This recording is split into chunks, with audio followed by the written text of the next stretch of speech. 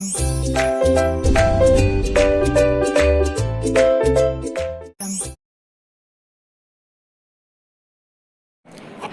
पहला कबीर के गुरु का क्या नाम था? आंसर हुआ रामानंद। दूसरा प्रश्न है, मुसलमानों के अनुसार कबीर के गुरु का क्या नाम था? मुसलमानों के अनुसार कबीर के गुरु का क्या नाम था? लिखिए, शेख तकी। तीसरा प्रश्न है, किस धर्म पुस्तक के आधार पर कबीर की प्रामाणिक वाणी संग्रहित है? किस ग्रंथ के धर्म पुस्तक के आधार पर कबीर की प्रामाणिक वाणी संग्रहित है? आंसर लिखेंगे गुरु ग्रंथ साहिब। गुरु ग्रंथ साहिब।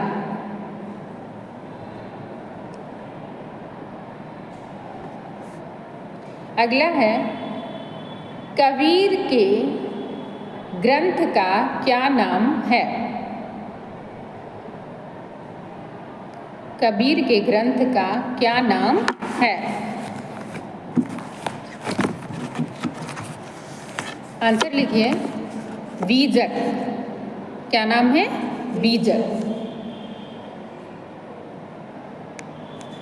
अगला प्रश्न, साखी किस छंद में लिखी गई है? साखी किस छंद में लिखी गई है? आंसर लिखिए, दोहा छंद।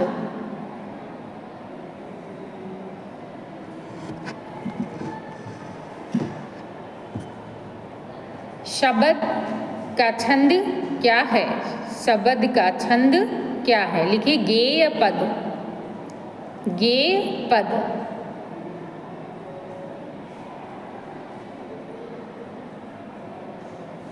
अगला लिखिए, रमैनी का छंद क्या है? रमैनी का छंद क्या है? लिखिए, चौपाई और दोहा। चौपाई और दोहा। कबीर ग्रंथावली का प्रकाशन किसने कराया?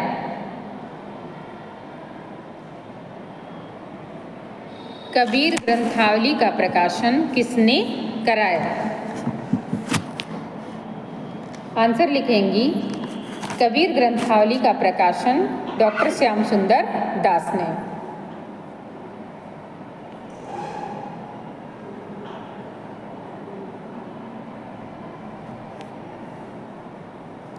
साखी का क्या आशय है? साखी का क्या आशय है? साखी का क्या आशय है? साखी का आशय साक्ष्य से है। साखी का आशय साक्ष्य से है। कबीर को वाणी का डिक्टेटर किसने कहा? कबीर को वाणी का डिक्टेटर किसने कहा?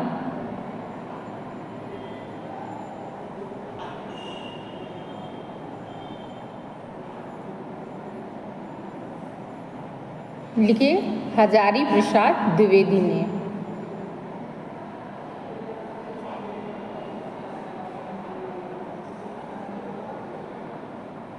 कबीर की भाषा सधुक्कड़ी थी।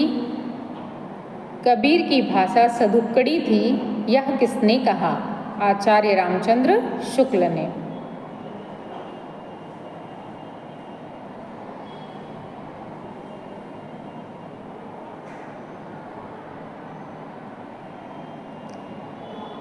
एक प्रश्न लिखिए, कबीर की साधना में योग और भक्ति का सुंदर समाहार है, स्पष्ट कीजिए।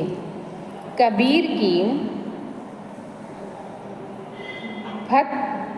की साधना में योग और भक्ति का सुंदर समाहार है, स्पष्ट कीजिए।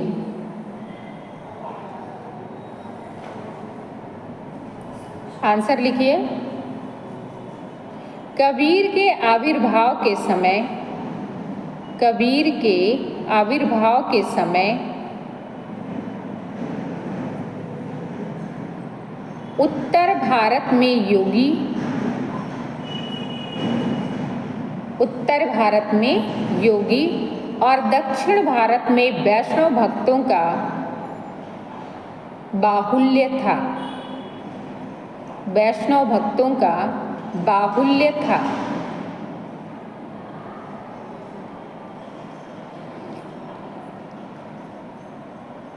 योगियों एवं वैष्णव भक्तों का प्रभाव, योगियों और वैष्णव भक्तों का प्रभाव समान रूप से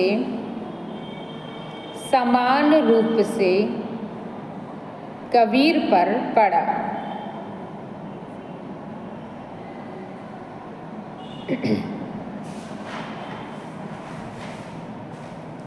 समान रूप से कबीर पर पड़ा, जिसका समन्वित रूप उनकी साधना में दिखाई देता है।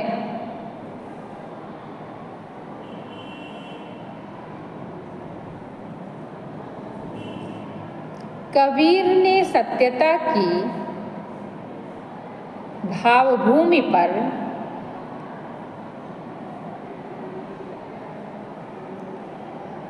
सहज साधना के द्वारा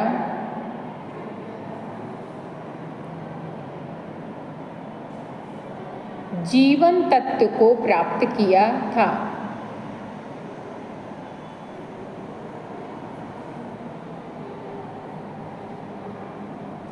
ठीक, आगे लिखिए। यही उनकी साधना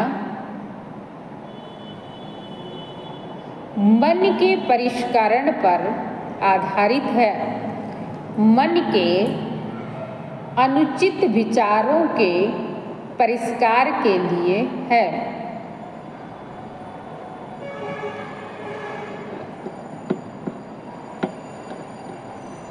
कबीर ने अपनी साधना में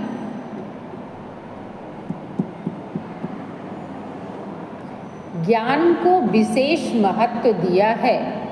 कबीर ने अपनी साधना में ज्ञान को विशेष महत्व दिया है। माया के आवरण में पड़े हुए जीव का उद्धार, माया के आवरण में पड़े हुए जीव का उद्धार भगवत भक्त के द्वारा ही संभव है।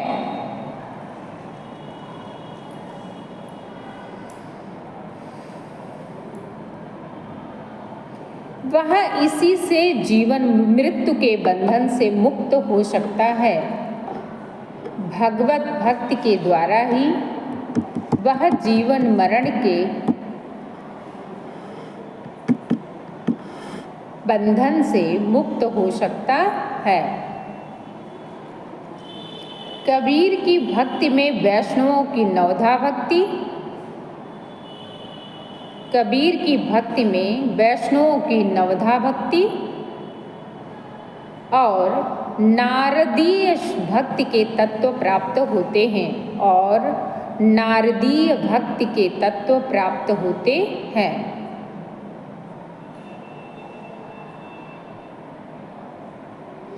अब आप अगला प्रश्न देख लें। ज्ञानाश्रयी काव्यधारा के कवियों का नाम बताइए। ज्ञानाश्रयी काव्यधारा के कवियों का नाम बताइए। तो ऐसे में सबसे वरिष्ठ जो कवि हैं वो रैदास हैं। लिखिए, रैदास, धर्मदास, गुरु नानक, कबीर, सुंदरदास, मलूकदास इत्यादि। रहस्यवाद किसे कहते हैं? रहस्यवाद किसे कहते हैं? तो ज्ञान के क्षेत्र में जिसे अद्वैत कहते हैं, काव्य के क्षेत्र में उसे ही रहस्यवाद कहते हैं। ज्ञान के क्षेत्र में जिसे अद्वैत कहते हैं, काव्य के क्षेत्र